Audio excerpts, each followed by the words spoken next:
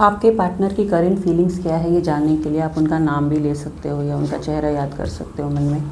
चलिए देखते हैं आपके पार्टनर की करंट फीलिंग्स क्या है आपके लिए।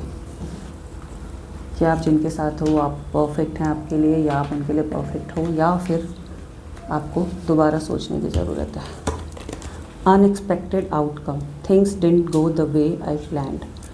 किसी ने आपको चीट करने के लिए ना बहुत कोशिश की और उनको लगा कि वो लॉयल्टी, झूठी लॉयल्टी आपको दिखाएंगे और आपको इम्प्रेस कर लेंगे, बट ऐसा हुआ नहीं। एक्चुअली आपका माइंड ना बहुत शार्प है, आपका इंट्यूशन इतना ज़्यादा स्ट्रांग है कि आपको सामने वाले की चीज़ें, बातें बिना कहे समझ में आ जाती है। Indecisive, I know my inability to make a decision hurts you. आपको लग रहा था बार बार कि वो आप कमिटेड हो जाएंगे, मगर वो हर बार कोई ना कोई ऐसा बहाना बना देते होंगे जिससे आपको लगता होगा कि he is loyal but he is not loyal, कि उनको लगता है कि वो आपके लिए बहुत सर्टेन नहीं है, वो इस रिलेशनशिप को बहुत ज़्यादा वैल्यू नहीं दे रहे हैं, या फिर उनके लिए इतना इम्पॉर्टेंट नहीं है, आप उनके लिए इतना इम्पॉर्टेंस नहीं रखते हो लाइफ में जितना आपने उनको प्रायोरिटी दी हुई है अपनी लाइफ में। Destiny, I am struggling to find the right path. उनका अभी पूरा फोकस ना करियर पे है और मुझे नहीं लगता है कि वो आपके लिए, इस रिलेशनशिप के लिए इतने ज़्यादा कमिटेड होंगे और इतने ज़्यादा लॉयल होंगे। Escape, I left when things got hard. जैसे ही आप उनसे कोई डिसीजन मेकिंग के लिए प्रेशर डालोगे ना, वो वहाँ से गायब हो जाएंगे। मतलब जब आपको ज़रूरत होगी तो वो आपके लिए अवेलेबल नहीं होंगे, I can say in other words. Sabotage, I mess up the good things in my life sometimes. इतने कंफ्यूज हैं कि वो रिलेशनशिप तो क्या, लाइफ के किसी भी डिसीजन को लेकर ना सर्टेन नहीं होते हैं।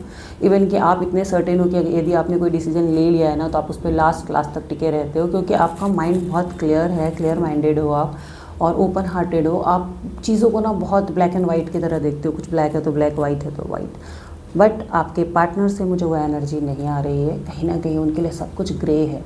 वो एक बार डिसीजन ले लेते हैं, फिर 5 मिनट में, 10 मिनट में, 5 दिनों में उनका डिसीजन एकदम से ऑपोजिट हो जाता है। तो आपको समझ में ही नहीं आता होगा कि मेरे इतना कोशिश करने के बावजूद सामने वाला इंसान या तो समझ नहीं रहा है, या फिर मेरे लिए कमिटेड नहीं होना चाह रहा है, या क्या प्रॉब्लम है। आप प्रॉब्लम ही नहीं ढूंढ पा रहे हो, क्योंकि ये प्रॉब्लम आपकी है ही नहीं, ये प्रॉब्लम सामने वाले की है।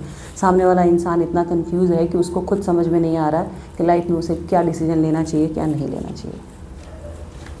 Responsibilities, I have to take care of my financial and emotional needs. See, जैसा कि मैंने बताया, कन्फ्यूज़न, सैबोटाज। उनको ना लाइफ में चीज़ें सैबोटाज करने की आदत हो चुकी है, इतनी ज़्यादा हो चुकी है कि उन्हें फ़र्क ही नहीं पड़ता है। आज उन्होंने जो कहा कल वो चेंज कर लेंगे, कल उन्होंने जो कहा वो परसों चेंज कर लेंगे। तो आप इसी कन्फ्यूज़न में ना डेली अपना टाइम वेस्ट कर रहे हो, इमोशन इन्वेस्ट कर रहे हो, और आपको ऐसा लग रहा है मैं किसी डिसीजन पे नहीं पहुंच रही हूँ। तो आपको इस रिलेशनशिप के बारे में दोबारा सोचने की ज़रूरत है। मुझे ऐसा लगता है कि ये रिलेशनशिप कमिटेड हो सकता है, बट कमिटमेंट से पहले आपको थोड़ा टाइम सेपरेट रहने की ज़रूरत है, ताकि आप दोनों खुद को जान सको। आपका डिसीजन यदि क्लियर है बट सामने वाले का डिसीजन क्लियर नहीं है, तो ये रिलेशनशिप लंबा नहीं चलेगा।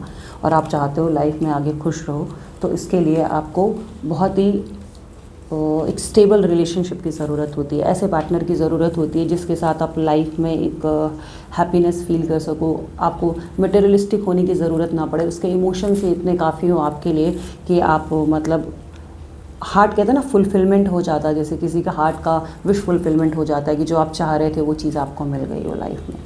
आज के लिए बस इतना ही। Thank you.